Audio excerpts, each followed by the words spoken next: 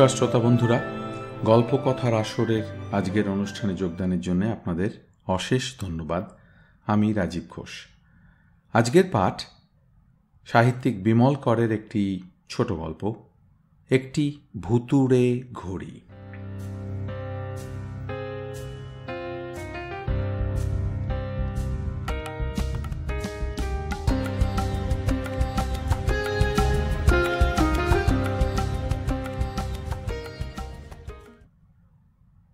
আমার বন্ধু নিত্যপ্রিয় কলকাতায় এলে আমার সঙ্গে দেখা করে যেত। সব সময় পারত না, কিন্তু সময় পেলে ঠিকই আসত। নিত্য আমার কলেজের বন্ধু। আমরা দু চারজন খুবই গলায় গলায় ছিলাম। ওর বাড়ি সালানপুর। জায়গাটা কলকাতার খুব কাছে নয়, আবার এমন দূরও নয় যে যাওয়াই যায় না। কলেজে পড়ার সময় নিত্য হোস্টেলে থাকতো। তখন থেকেই সে কতবার আমাদের বলেছে তাদের সালানপুরের বাড়িতে যেতে।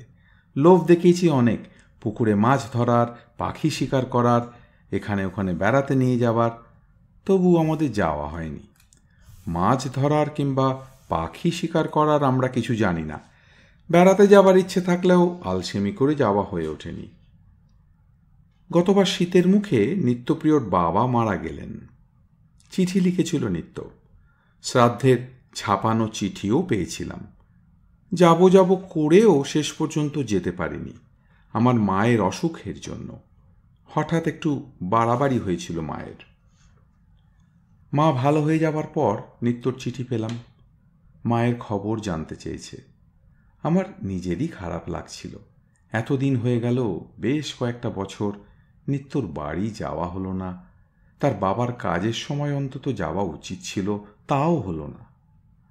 আমাদের আরেক বন্ধু বিভূতিকে বললাম, যাবি? নিত্যর কাছে এবার যাওয়া উচিত, এই সময়টায় অন্তত দিন 3-4 ঘুরে আসি। বিভূতি রাজি। সে স্কুলে মাস্টারি নিয়েছে, পরীক্ষা টরীক্ষা শেষ, ক্লাস প্রমোশনও হয়ে গেছে, হাতে তার কোনো কাজও নেই। বড়দিন পেরিয়ে গিয়ে নতুন বছর পড়ছিল তখন। শীত পড়েছিল ভালোই। এ সময় দিন কয়েকের জন্য বাইরে থেকে বেরিয়ে আসতে ভালোই লাগে মানুষের। সালানপুর জায়গাটা আসানসোল থেকে মাত্র 2-3টে স্টেশন, মধুপুরের লাইনে। প্যাসেঞ্জার গাড়িতে না চাপলে মেরে কেটে ঘন্টা 6-7-এর ব্যাপার। বিভূতি আর আমি সত্যি সত্যি ট্রেনে চেপে বসলাম বছরের একেবারে শেষ দিনটিতে। চিঠি লেখা ছিল। সালানপুরে গাড়ি পৌঁছতেই দেখি নিত্যপ্রিয় স্টেশনের প্ল্যাটফর্মে দাঁড়িয়ে আছে। প্ল্যাটফর্মে পা ছোঁয়াতেই নিত্যপ্রিয় ছুটে এলো। শেষ পর্যন্ত এলি তাহলে, আয়। নিত্যপ্রিয়কে কেমন অন্যরকম দেখাচ্ছিল। অশৌচ, শ্রাদ্ধ, নিয়মভঙ্গ সবই কেটে গেছে যদিও, তবুও তার জের যেন এখনো মিলিয়ে যায়নি ওর শরীর থেকে। সামান্য রোগা রোগা শুকনো দেখাচ্ছিল। মাথায় এখনো চুল গজায়নি, তেমন ছোট ছোট খোঁচা খোঁচা হয়ে রয়েছে। মুখটা বেশ ফ্যাকাশে। বিভূতি নিত্যর পিঠে হাত রেখে বলল, তোর অবস্থা আমার আগেই হয়ে গিয়েছে। কেমন আছিস এখন? আছি একরকম। আমরা সামলে নিয়েছি খানিক। মা এখনো ঠিক সামলে উঠতে পারেনি রে। মাকে নিয়েই যা মুশকিল। নে চল। নিত্যপ্রিয়র মুখে আগে শুনেছি অনেক, ধারণা করতে পারেনি। জায়গাটা সত্যি চমৎকার। যেদিকে তাকাও আকাশ যেন ঢলে পড়েছে। যেমন ফাঁকা, কত গাছপালা, শালুক পাতায় ভরে আছে পুকুর, শ্যাওলা রয়েছে, কিন্তু ঘোলাটে জল কোথাও নেই বড়। হাহা করছে মাছ, সবজির ক্ষেত, ঘাসের ওপর জমে থাকা রাতের হিম এখনো শুকিয়ে ওঠেনি। রোদ টলটল করছে, বাতাসের গন্ধটাই আলাদা। নিত্যদের বাড়ি এসে আরও অবাক হয়ে গেলাম। চারদিকে উঁচু পাঁচিল, বাড়িটাও এক বিচিত্র ছাদের। দুর্গ দুর্গ দেখতে লাগে। জলে জলে শ্যাওলা জমে গেছে বাইরের দেওয়ালে। জানলাগুলো ছোট ছোট কার্নিশে লোহার শিক পোঁতা। বাড়ির পেছন দিকে বাগান, ফলের গাছ অনেক রকম। বাগানের অন্য পাশে লোহা লক্করের স্তূপ, মায় একটা ভাঙা বাড়ি। দোতলার কোণার ঘরে আমাদের জায়গা করে রাখা হয়েছে। খাট বিছানা সাজানো আছে। এই বাড়িটা নিত্যদের দু পুরুষের। তার ঠাকুরদা শুরু করেছিলেন, বাবা শেষ করেছেন। নিত্যকে কিছু করতে হবে না, জমি জায়গা দেখাশোনা করে আর কলিয়ারির ঠিকাদারি করে দু পুরুষের অবস্থা বেশ সচ্ছলই করে গেছেন নিত্যর পূর্বপুরুষরা। নিত্যও ঠিকাদারির কাজ নিয়ে আছে। একসময় এদিকে ডাকাতির খুব উপদ্রব ছিল, কাজেই বাড়িটাকে ওই রকম দুর্গের মতো চেহারা করে গড়ে তুলতে হয়েছে। বন্দুক টন্দুকও আছে বাড়িতে। খাওয়া দাওয়া গল্পগুজব করে দুপুরটা কাটল। বিকেলে বেরোলাম বেড়াতে।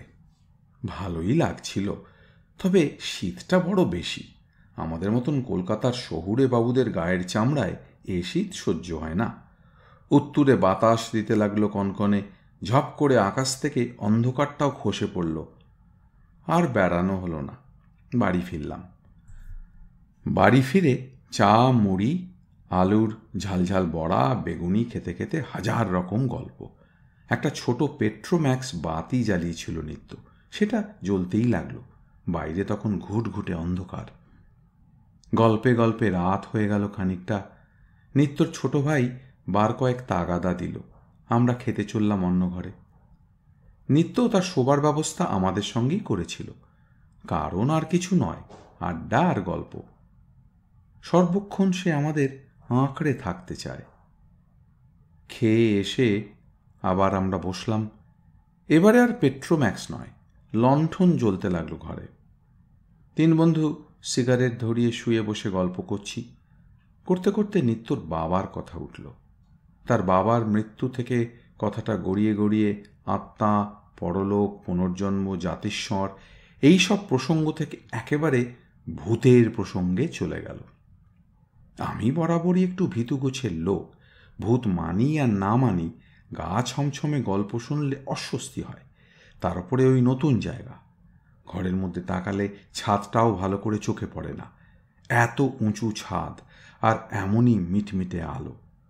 3-4টে কুলুঙ্গিতে যেন অন্ধকারের তাল জমে আছে। দেওয়াল তাক গোটা দুই, দেখতে চোরা দরজার মতো। বিভূতি স্কুলের সায়েন্স টিচার, ফিজিক্স আর অঙ্ক পড়ায়। নিজেকে সে কীভাবে জানি না, তবে আমার মতন ভীতু নয়। ভূত টুত মানে না। ভূতের গল্পে তার রুচি থাকলেও ভূতে নেই। বিভূতি ইয়ার্কি ঠাট্টা করছিল, তামাশা করছিল। রাত হয়ে যাচ্ছে।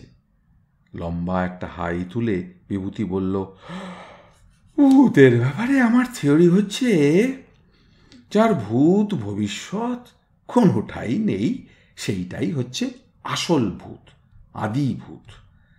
আমি ঠাট্টা করে বললাম, প্রায় তোর মতো অবস্থা তাহলে। বিভূতি বলল, ঠিক বলেছিস, আমরাই যথার্থ ভূত। এমন সময় নিত্য হঠাৎ বলল, তোদের একটা জিনিস দেখাবো, দেখবি? ভূত দেখাবি? বিভূতি তামাশা করে বলল, তোদের এই বাড়ির চারপাশে যত নিম, বেল, কাঁঠাল গাছ আছে, তাতে 2-4টে ভূত থাকলেও থাকতে পারে। নিত্য বলল, না, বাইরে নেই, ভেতরেই এক জিনিস আছে, যার ভয়ে আমি মরছি। দাঁড়া, আসছি। নিত্য উঠে গেল। আমার ঘুম ঘুম পাচ্ছিল। দুপুরে একচোট ঘুমিয়েছি, তবু বাইরে এলে বোধহয় একটু বেশি ঘুম পায়। তার উপরে বাইরে শীতের হাওয়ার শব্দ, ঘরে কনকনে ঠান্ডা, লেপের আরাম, ঝাপসা ঘর। ঘুমের আর দোষ কোথায়? নিত্য কোন জিনিস এনে দেখায়, তার জন্যে কৌতূহলও হচ্ছিল। 2টো খাট পাশাপাশি আমাদের জন্য পাতা। নিত্যর জন্য একটা নেয়ারের খাট, মশারি রয়েছে, শোবার সময় টাঙিয়ে নেব। শীতটা বাস্তবিকই এখানে বেশি। ঘরের মধ্যেও হাত পা ঠান্ডা হয়ে আসে। লেপ চাপা দিয়ে বসে আছি আমরা। নিত্য ফিরে এলো। ফিরে এসে বিছানায় বসল। বলল, এই এই এই জিনিসটা দেখ। দেখার মতো অদ্ভুত কিছু নয়, একটা পকেট ঘড়ি, মান্ধাতার আমলের। বিভূতি হাত বাড়িয়ে ঘড়িটা নিল। এরকম ঘড়ি আজকাল আর দেখা যায় না, ব্যবহার করে না কেউ। আগে খুব চল ছিল। চেন বাঁধা পকেট ঘড়ি আমিও দেখেছি, আমার বড় মামা বরাবর ব্যবহার করত। ঘড়ির ওপর ঢাকনা ছিল, বুড়ো আঙুল দিয়ে আংটা টিপতেই খুলে গেল। ঝুঁকে পড়ে আমরা দেখতে লাগলাম। ডায়ালটা ময়লা হয়ে এলেও রোমান হরফের দাগগুলো পড়া যায়। কাঁটা দুটোও ঠিক আছে। কোন কোম্পানির ঘড়ি বোঝা গেল না, লেখাটা মুছে গেছে। দু একটা অক্ষরই শুধু চোখে পড়ে আবছাভাবে। বিভূতি বলল, এইটা তোর বাবার ঘড়ি? নিত্য বলল, না, আমার ঠাকুরদার। তো তাই তো দেখবার কি আছে, পকেট ঘড়ি, বাইরের ডালাটায় কারুকাজ রয়েছে, এই তো। আমাদের মুখের দিকে তাকিয়ে নিত্য কেমন করে যেন হাসল, মরা হাসি। বলল, ঘড়িটা এখনো চলে, দেখবি? বলে ঘড়িটা নিয়ে পুরো দম দিল নিত্য। দম দিয়ে বিভূতির হাত ঘড়ির সঙ্গে সময় মিলিয়ে দিল।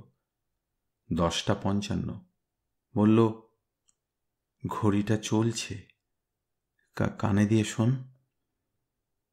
কানের কাছে ঘড়ি নিয়ে শুনল বিভূতি, আমারও হাতে দিল, আমিও শুনলাম। টিকটিক শব্দ হচ্ছে। সেকেলে ঘড়ি, সেকেন্ডের কাঁটা নেই, থাকলে কানে শুনতে হতো না।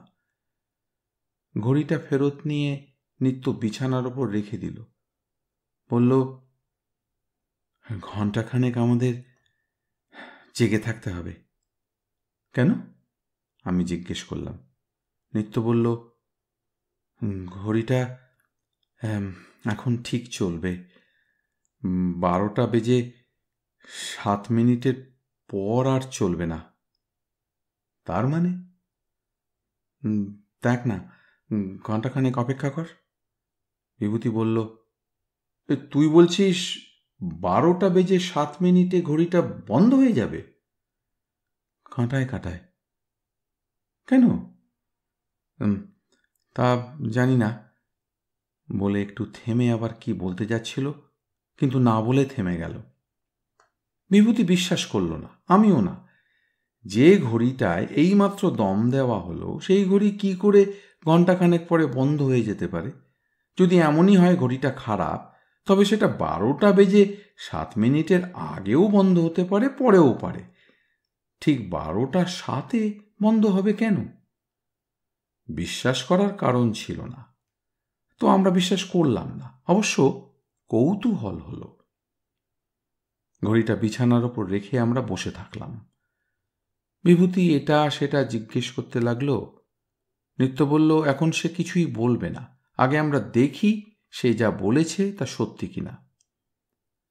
বিভূতি 2-4 বার ঠাট্টা তামাশা করল। তারপর আমরা সময় কাটাবার জন্য অন্য গল্প করতে লাগলাম। মন আর চোখ কিন্তু পড়ে রইল ঘড়ির কাঁটায়।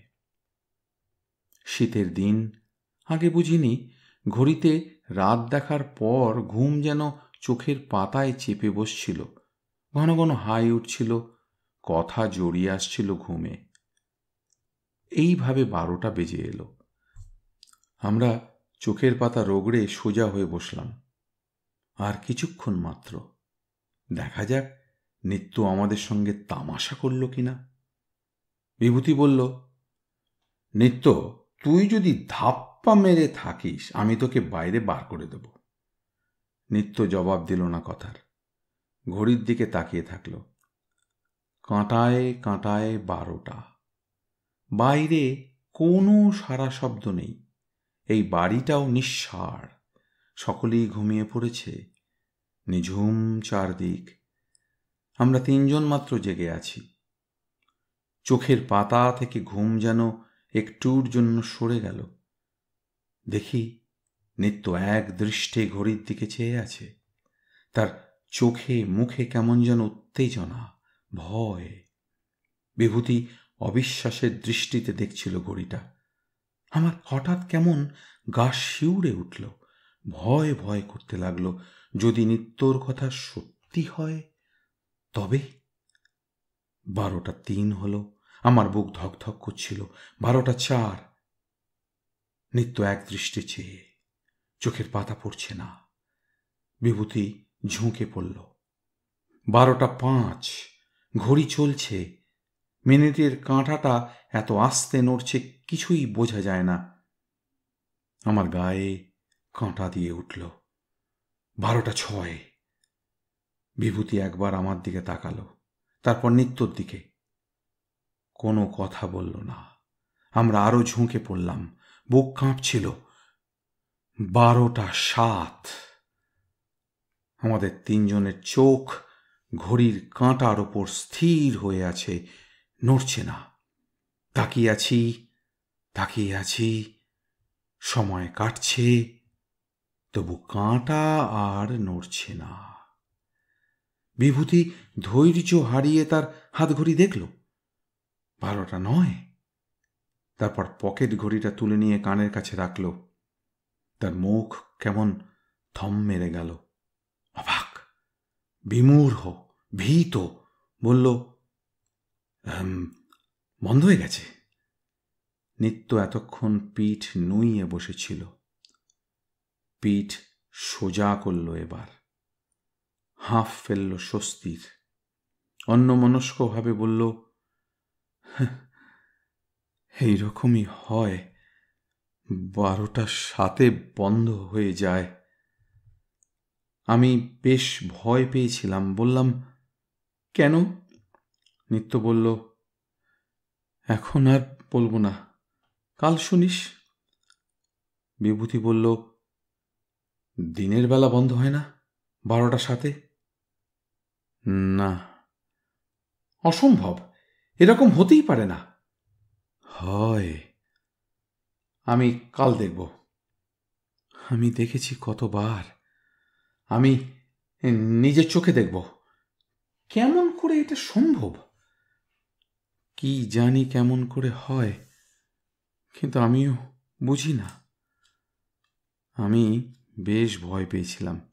ঘাবড়ে গিয়ে বললাম, হে, ঘড়িটা ভুতুড়ে, ওটা সরা, আমার বিছানা থেকে সরিয়ে নে, সারা রাত আজ আর আমার ঘুম হবে না। পরের দিন সকাল থেকেই বিভূতি ঘড়িটা নিয়ে পড়ে থাকলো। তার জেদ, সে দেখতে চায় কেন একটা ঘড়ি এইরকম বিচিত্র ব্যবহার করবে। এ তো মানুষ নয় যে তার খেয়াল খুশি থাকবে। ঘড়ি হলো যন্ত্র, যন্ত্রের কোনো খেয়াল খুশি থাকতে পারে না। যদি বা থাকে, তাকে আমরা যান্ত্রিক গোলযোগ বলি। যান্ত্রিক কারণ ছাড়া তা তো হতে পারে না। সকালের দিকে বিভূতি ঘড়িটা চেয়ে নিয়ে আবার একটু দম দিল, নাড়াচাড়া করল, সময় মিলিয়ে দিল। ভুতুরে ঘড়িটা চলতে লাগলো আবার। নিত্য আমাদের নিয়ে কাছাকাছি বেড়াতে বেরুল। হাঁটাহাঁটি করলাম খানিক। স্টেশনের সামনে একটা মেঠো চায়ের দোকানে বসে চা খেলাম। রোদ, ধুলো, শীতের বাতাস খেয়ে বাড়ি ফিরলাম বেলা করে। যাই করি না কেন, মাথার মধ্যে কিন্তু ঘড়ি ছাড়া চিন্তা নেই। নিত্যকে কিন্তু মন মরা দেখাচ্ছিল। খুবই আশ্চর্যের কথা, দিনের বেলায় ঘড়িটা ঠিকই চলছিল। কে বলবে অত পুরনো একটা পকেট ঘড়ি এইভাবে চলতে পারে? বেলা 12টা পেরিয়ে গেল। আমি আর বিভূতি ভেবেছিলাম ঘড়িটা থেমে গেলেও যেতে পারে। থামল না। 12টার কাঁটা ছাড়িয়ে ছোট কাঁটাটা একটায় পৌঁছল, তারপর 2টোয়। বিভূতি রীতিমতো ঘাবড়ে গেল। নানা রকম যুক্তি বার করতে লাগলো, আঙ্কিক যুক্তি। কাগজ কলম নিয়ে অঙ্ক কষতে বসলো খ্যাপার মতো। শেষে বিরক্ত হয়ে বলল, হে ধুত, আমার মাথায় ঢুকছে না। তবে আজ আরেকবার রাত্রে দেখব সত্যি ঘড়িটা 12:07 বন্ধ হয় কিনা। আমার বিন্দুমাত্র সন্দেহ ছিল না ঘড়িটা ভুতুড়ে। যথা সময়ে ওটা আবার বন্ধ হবে।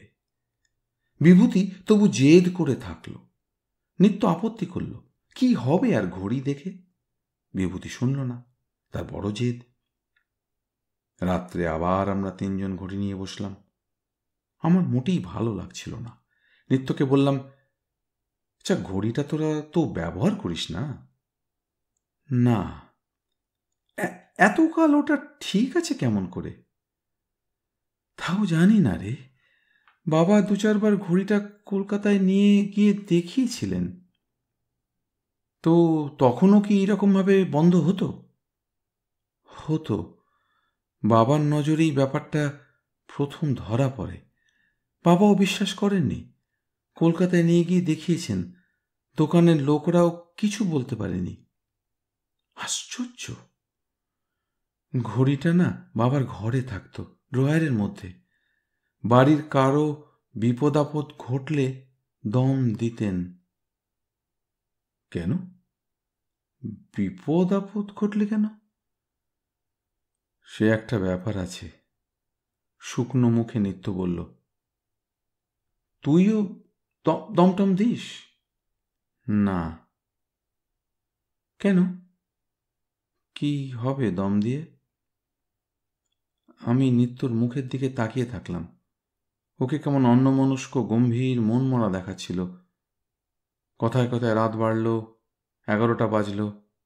দেখতে দেখতে 11:30, তারপর ঘড়ির ছোট কাঁটা 12টার দিকে এগোতে লাগল।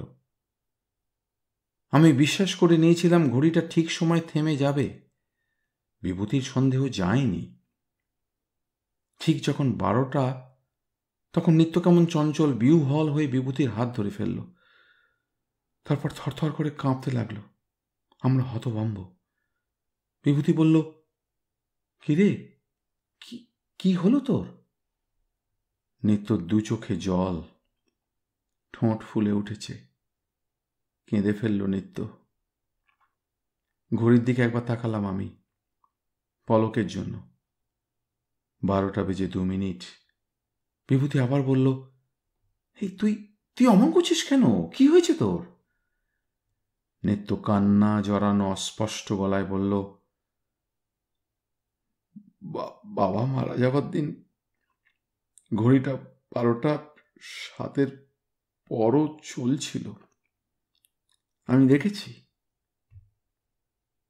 তার মানে ঘড়িটা আমাদের সংসারের অমঙ্গলের কথা, মৃত্যুর কথা বলে দেয়।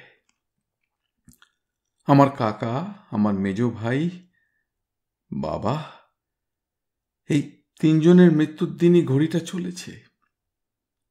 বাবা চালিয়েছিলেন, আর কোনোদিন কখনো চলেনি।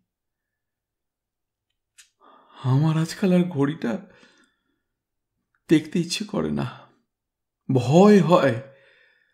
আজ দুপুর থেকে মায়ের শরীর খারাপ। নিত্য কাঁদতে কাঁদতে ঘড়ির দিকে তাকালো।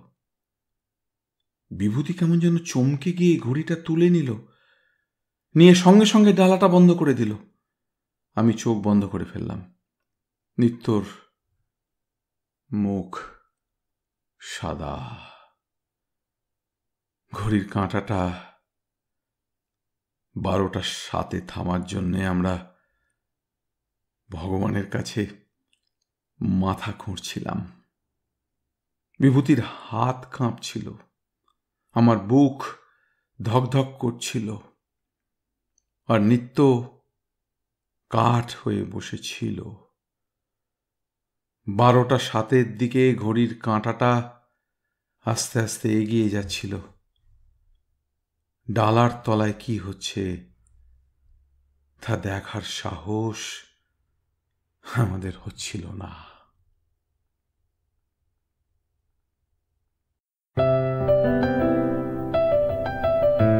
আপনাদের মতামত আমাদের জানাতে ভুলবেন না কিন্তু শ্রোতা বন্ধুরা। আমাদের ওয়েবসাইট golpokothar-asor.org, golpokothar-asor.org।